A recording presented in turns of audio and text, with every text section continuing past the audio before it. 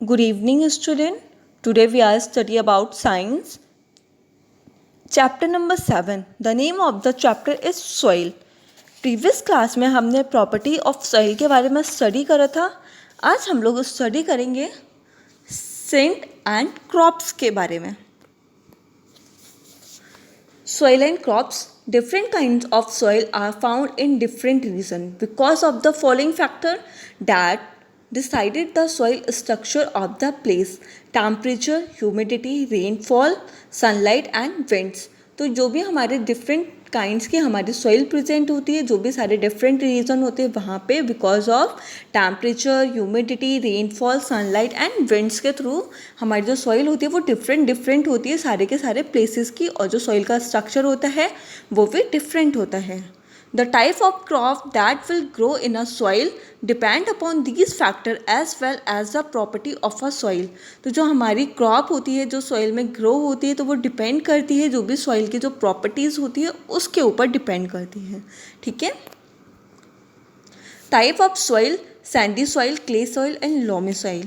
Crop grown: कौन कौन सी soil में कौन कौन सी क्रॉप ग्रो होती है. तो सैंडी सॉइल में हमारे पोटैटो, लाफ्टर, कॉर्न एंड पेरीज ये सारे के सारे ग्रो करते हैं. क्ले सॉइल में हमारी स्पोज, ब्लैंकी, kale, beans and cabbage grow करती है. लोमी सॉइल में apple, carrot, tomato and cucumber ये सारी की सारी जो हमारी क्रॉप्स होती हैं वो इन टाइप की सॉइल में ग्रो करती हैं. ठीक है. तो जो हमारी जो क्रॉप ग्रो करती है वो भी सॉइल की जो प्रॉपर्टीज़ होती है उसके अकॉर्डिंग अपने आप को ग्रो कर सकते हैं उसमें. ठीक है. अगर हम एप्पल को अगर सैंडी सॉइल में ग्रो कराएंगे तो वो क्या होगा, ग्रो नहीं होगा. तो जो भी सारे हमारी क्रॉप्स होती है उनको भी उसी टाइप की सॉइल की ज़रूरत होती है जिसमें वो ईजिली क्या हो सके, ग्रो हो सके. उसके बाद में आता है व्हाट इज सॉइल इरोजन. कि जो सॉइल इरोजन होता है वो क्या होता है. When the top layer of soil get remove it is called soil erosion. जब हमारी सॉइल की जो अपर मोस्ट लेयर होती है जब वो क्या होती है, रिमूव्ड होने लगती है धीरे धीरे, तो उसको हम बोलते हैं सॉइल इरोजन बोलते हैं. The soil erosion mainly occur when the soil is left loose without vegetation और when deforestation occur. Soil erosion जो हमारा होता है मोस्टली जब होता है जब हमारी सॉइल क्या होती है, अपनी जो वेजिटेटिव जो होता है वो उसको लूज़ करने लगती है, जिससे क्या होता है, डिफॉरेस्टेशन होने लगता है, जिससे हमारा क्या होता है, सॉइल इरोजन होती है. In such a situation, strong wind and flowing water or rain water takes away the topsoil and therefore decrease its quality. जो भी हमारी बहुत सारी सिचुएशन होती है, बहुत तेज़ से हवा चलने लगती है, बहुत तेज़ी से वाटर का फ्लो आता है, बहुत ज़्यादा हैवी रेनफॉल होती है, जिससे क्या होती है जो हमारी टॉप सॉइल होती है वो क्या होती है, धीरे धीरे उसकी क्वालिटी डिक्रीज़ होने लगती है. ठीक है. Also this kill the organism living inside the soil. और बहुत सारे हमारे ऑर्गेनिज्म होते हैं वो क्या करते हैं, हमारी सॉइल की फर्टिलिटी पावर को धीरे धीरे कम करने लगते हैं, किल करने लगते हैं. ठीक है. The roots of the plant and tree keep the soil together and allow soil microorganism to grow the survive there. Therefore, it is always derives to plant more tree and avoid deforestation. बहुत से हमारे जो plants होते हैं उनकी roots होती हैं जो क्या करती है, सॉइल को पकड़े रखती है. बहुत सारे ऑर्गेनिज्म होते हैं जो क्या करते हैं, सॉइल में ग्रो करते हैं. ठीक है. तो बहुत से हमारे प्लांट्स और ट्री होते हैं जो क्या करते हैं, हमारे डिफॉरेस्टेशन नहीं होने देते हैं.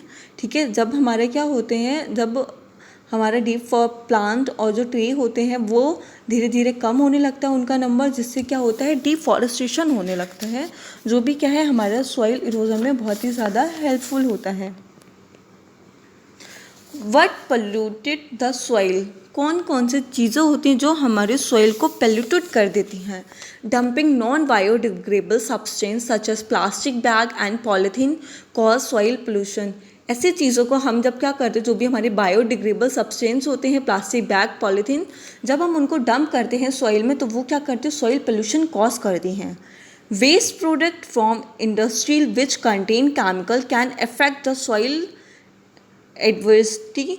जो भी हमारे क्या होते हैं, इंडस्ट्रियल होते हैं, उनके जो भी सारे केमिकल्स होते हैं जब वो क्या करते हैं सॉइल में आके उन्हें डंप कर देते हैं तो उससे क्या होती है, हमारी सॉइल की जो फर्टिलिटी पावर होती है वो धीरे धीरे कम होने लगती है. Excess use of fertilizer and pesticide pollute the soil and decrease its fertility. जब हम बहुत ज़्यादा मात्रा में जो फर्टिलाइज़र्स होते हैं, उर्वरक और जो पेस्टिसाइड्स होते हैं, इनका यूज़ करते हैं, तो जो सॉइल होती है उसकी जो फर्टिलिटी पावर होती है वो धीरे धीरे कम होने लगती है. ठीक है, इसीलिए हमें ऑर्गेनिक चीज़ों का यूज़ करना चाहिए. Therefore, before dumping anything waste into the soil, it must be treated properly. Pesticide and fertilizers should be used in a minimum quantity. At least material can plastic should be banned at the polluted the soil and affected the living organism as well. जो भी हम क्या करते हैं, जो भी हम dumping करते हैं अपने वेस्ट को, उसको प्रॉपरली ट्रीटमेंट किया जाना चाहिए. जो भी हमारे पेस्टिसाइड और फर्टिलाइज़र होते हैं उनको बहुत ही कम मिनिमम क्वांटिटी में ही यूज़ किया जाना चाहिए. ठीक है, जो भी हमारे मटेरियल्स होते हैं लाइक प्लास्टिक, इन सबको बैन कर देना चाहिए क्योंकि इनसे हमारा बहुत ही ज़्यादा पोल्यूशन होता है. जो भी हमारे लिविंग ऑर्गेनिज्म होते हैं वो भी बहुत ज़्यादा इफ़ेक्टिव होते हैं इससे. ठीक है, इम्पॉर्टेंट ऑफ सॉइल. सॉइल की क्या क्या इंपॉर्टेंस होती है हमारी लाइफ में. Soil allows the growth of plant. It supply water and nourishment that are required in the growth of plant. जो सॉइल होती है वो हमारे प्लांट की ग्रोथ में बहुत ज़्यादा मदद करती है. वो हमारे सॉइल से क्या मिलते हैं, प्लांट्स को वाटर और जो भी सारे न्यूट्रिएंट्स होते हैं वो सप्लाई होते हैं, जिससे प्लांट की ग्रोथ जो होती है वो बहुत अच्छी होती है.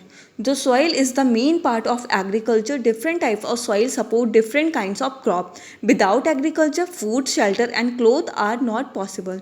जो भी हमारी सॉइल होती है ये मेन पार्ट होता है हमारा एग्रीकल्चर का, क्योंकि मिट्टी में ही क्या होते हैं, जो भी हमारी सारी फसलें होती हैं, जो भी पेड़ पौधे होते हैं वो सब कहाँ ग्रो करते हैं, सॉइल में ग्रो करते हैं. तो जो भी हमारी डिफरेंट सॉइल्स होती है वो क्या करते हैं, डिफरेंट तरह की क्रॉप को ग्रो करते हैं. विदाउट एग्रीकल्चर, जब हमारा एग्रीकल्चर ही नहीं होगा तो फूड नहीं होगा, शेल्टर नहीं होगा और क्लोथ्स भी नहीं होंगे. तो ये सारी चीज़ें पॉसिबल नहीं है विदाउट सॉइल के. Many organism lives in soil. बहुत सारे हमारे जो मैनी ऑर्गेनिज्म होते हैं जो कहाँ रहते हैं, वो सॉइल में रहते हैं. Underground water is use for various purpose. जो भी हमारा अंडरग्राउंड वाटर होता है वो भी क्या करता है, बहुत सारे पर्पज़ में हमारी क्या करता है, मदद करता है. ठीक है,